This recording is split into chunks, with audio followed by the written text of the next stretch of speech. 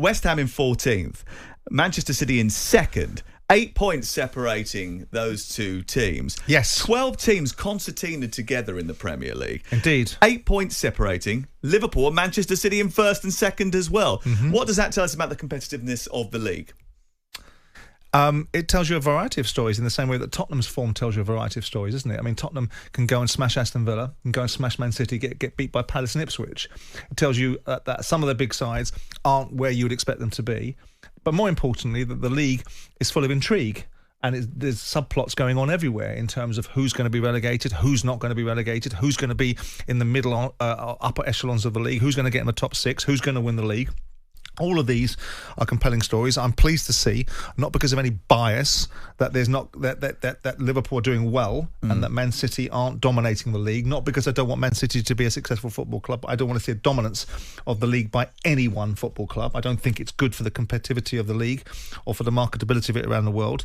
So I'm pleased that all of these things are finding themselves. And I think the general standard of play, with the exception, I do have to say, I don't care how offended they get. I think some of the performances of the promoted clubs at times are ridiculous, specifically Southampton, who give away goals as if it's charity week and give teams like Liverpool 2 goals in the game and wonder why they're losing 3-2, and their manager comes out and defends it because otherwise he gets his knickers in a twist about anyone criticising the fact that maybe a good ball is one that gets you away from danger.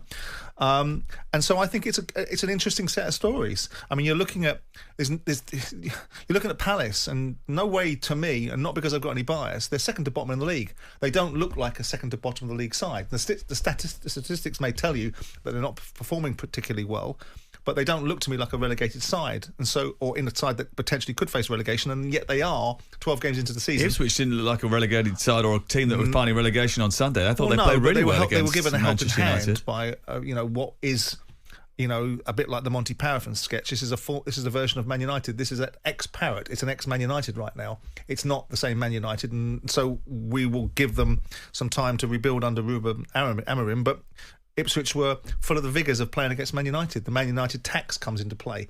If you buy a player as Man United, you pay a tax on it, and when you turn up to an away team, you pay a tax on being Man United because the opposition is really up for the game. What do you think about the European places this season? Because obviously we know that if someone does very well, if we all do very well in the Champions League, there might be an extra place for the English side. But when you look at the amount of teams, the big teams that are competing for those top 4 places, Manchester City will expect to be in there, Liverpool, Arsenal, Chelsea, Manchester United will want to be there. They're not far away, despite the fact they've had a bad start to the season. Tottenham will want to be in there. Aston Villa want to get in again. Sure. Newcastle's ambitions to get in there. Someone's going to be very disappointed at the end of the season. Possibly. I mean, I think we're seeing Nottingham Forest, that initial wave of enthusiasm is slightly to diminish because they're dropping away a little bit in the last couple of games. I think the top 4 is established. I think it's just the order right now. I'm very pleased to see my prediction of Chelsea starting to find its fruition, because I think it will be, I've got a feeling that it'll be Arsenal and Man City fighting for 3rd and 4th and Chelsea and Liverpool fighting for the league. That's where I think it will be. And I will be quite delighted to see Chelsea in that position. Do you think Chelsea can fight for the league this season? I think that Chelsea are becoming a significant side. And Jackson is scoring goals now, where he was very profligate. The team looks better. They look like they've gelled.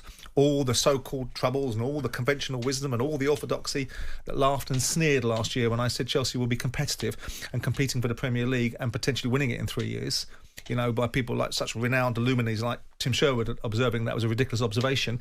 Now you've got a team that's potentially in that space already. So I think it's an interesting time.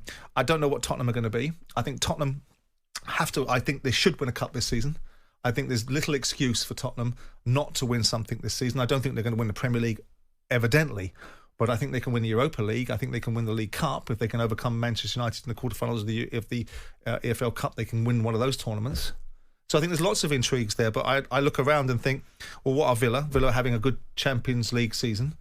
So I think the orthodoxy will be maintained. The top 4 will be Liverpool, Man City and Arsenal, and potentially Chelsea. But someone's going to get their nose put out of joint further down the food chain. So Tottenham might not get into Europe. Manchester United might not get into Europe. Well, one of those things might happen. If you've got is anybody thinking that Manchester United will at this moment in time? I don't know. The reasons why Man United's nose will be put out of joint is because we spend our time in the media fixating on this.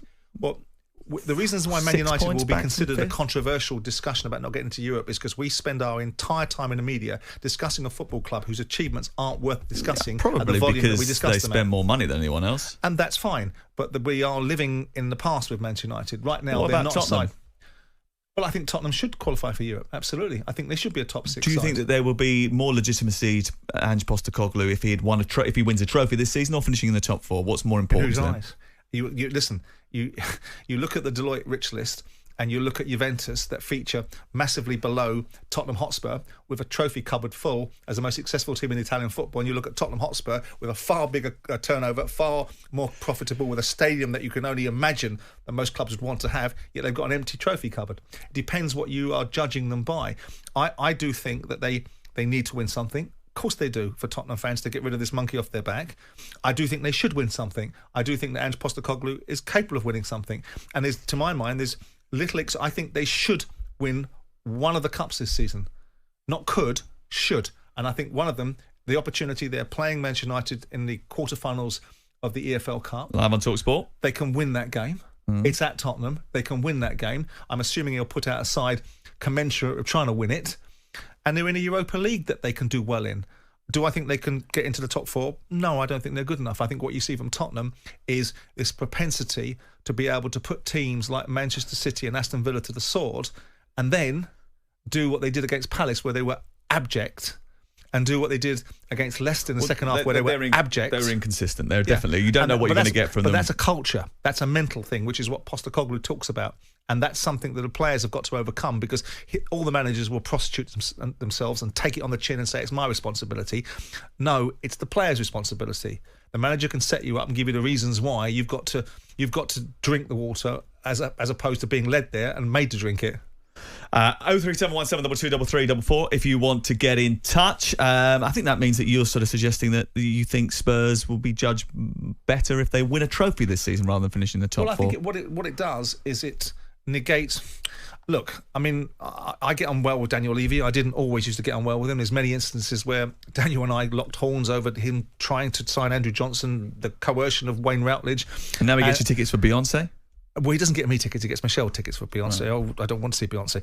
But the point is, I think that it defeats some of the argument, doesn't it? And also, Postecoglou's put himself in the way of it. He's put himself in the way of this conversation because he's the one that makes these conversations in the media become more problematic for him. He's the one that says, "I don't worry, mate, about set pieces." So every time someone scores a goal from a set piece, the camera zoom on Postecoglou because he said it.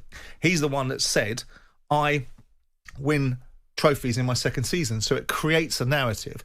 But Tottenham, you know, as far as a football team is concerned, if you've not won anything in 16 years and you've won close to bugger all in the Premier League era and you're perceived to be a big football club, something's gone amiss, haven't they? Is Daniel Levy responsible for that, though? By holding them back, by not spending when necessary? I think the argument about not spending after the Champions League final is a difficult argument to make on his behalf.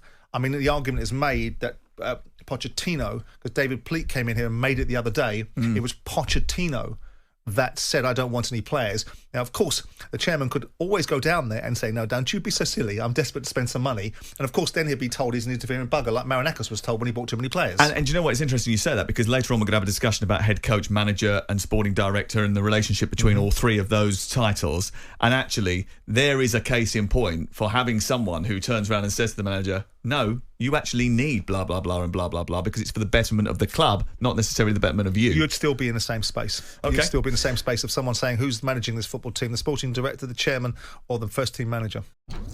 Jim White and Simon Jordan. Monday to Friday mornings from 10 on AM, on DAB, via the talkSPORT app and on your smart speaker. talkSPORT.